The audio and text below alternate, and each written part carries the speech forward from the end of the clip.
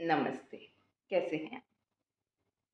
एक बार एक मेंढक गुज़र रहा था तालाब के किनारे से, तो उसे किसी की दुःख भरी आवाज़ सुनाई दी।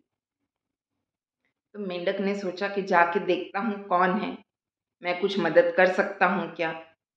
ये सोच के वो मेंढक गया देखने, तो एक दूसरा मेंढक दुःख भरी दास्तान उसकी शुरू थी और वो बड़बड़ा रहा था कि मेरी तो किस्मत ही खराब है, ये सब मेरे साथ ही होना चाहिए क्या?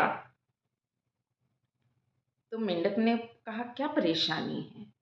बोले, यहाँ पे कुछ खाने के लिए भी नहीं है और सब अव्यवस्था चल रही है इधर। तो मेंढक ने कहा, आप चलो मेरे साथ दूसरे तालाब में, वहाँ सब कुछ अच्छा है। तो ये मेंढक कहता है, काश मेरी ज़बान इतनी लंबी रहती कि मैं यहीं से उस तालाब में से मेरे लिए खाने का कुछ ले पाता। तो पहले मेंढक ने कहा कि किसी की भी ज़बान तो इतनी लंबी हो नहीं सकती। बोले, फिर ये दूसरा मेंढक फिर अपना दुःख रोने लग गया। लोगों की किस्मत कितनी अच्छी होती है, वो कितने लकी होते हैं, उनको सब कुछ आसानी से मिल जाता है। मुझे ही कष्ट करना पड़ेगा क्या? यहाँ से इतनी दूर जाना पड़ेगा। फिर बोले, कोई और क्यों कुछ नहीं करता? तो फिर पहला मेंढक कहता है कि ठीक है, किसी और ने कुछ नहीं किया, तो आप तो अपने लिए प्रयत्न कर सकते हैं ना। आप यहाँ से चलिए मेरे साथ, उस तालाब में सब अच्छा है।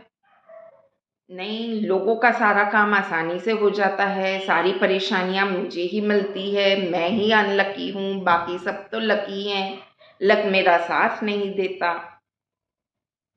तो ये मेंढक समझाने लगा कि खुद को इम्प्रूव करने के लिए, खुद की कंडीशन इम्प्रूव करने के लिए, खुद की परिस्थितियाँ सुधारने के लिए हमें खुद भी कुछ प्रयत्न करने पड़ते हैं और आपको भी वही करना पड़ेगा। आपको इस तालाब से निकल के उस तालाब में चलना होगा।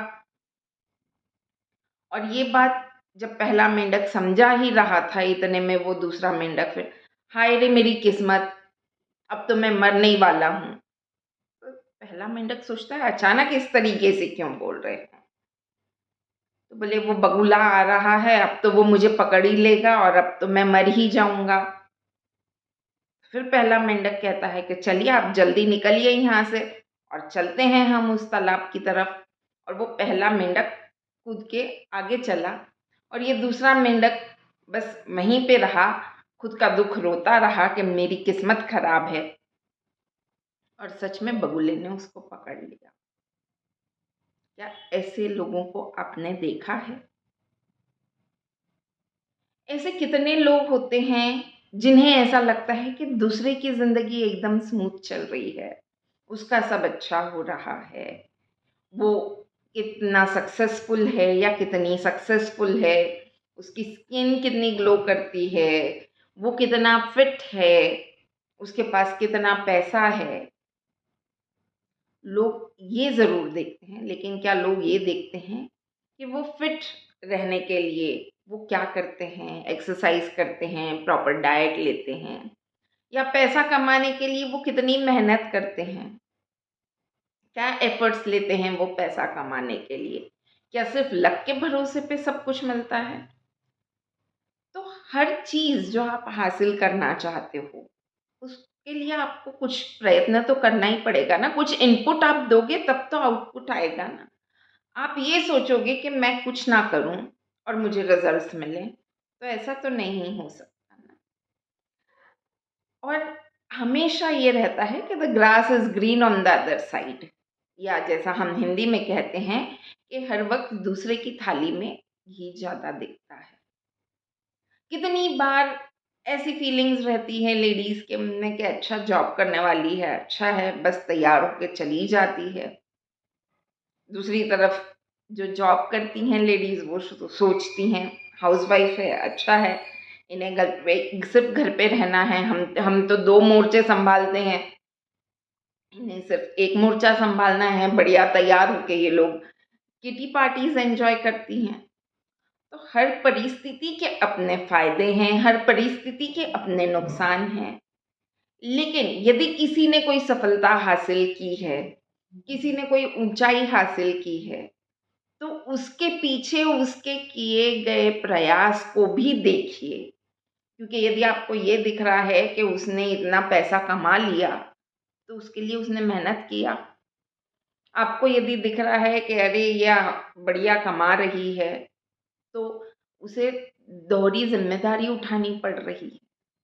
ये कहना बहुत आसान है कि उसका ऐसा, उसका ऐसा।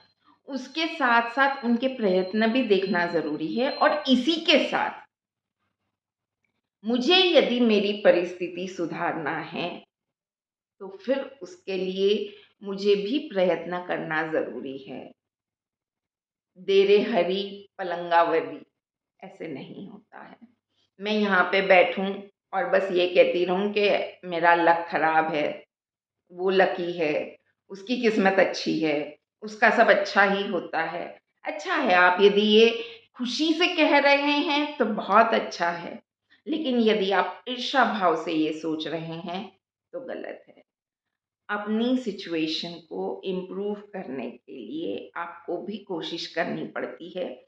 जैसे वो दूसरा मेंढक जो लगातार अपनी परिस्थितियों के लिए रो रहा था, उसे क्या करना था? उसे ये तालाब छोड़ के दूसरे तालाब की तरफ जाना था।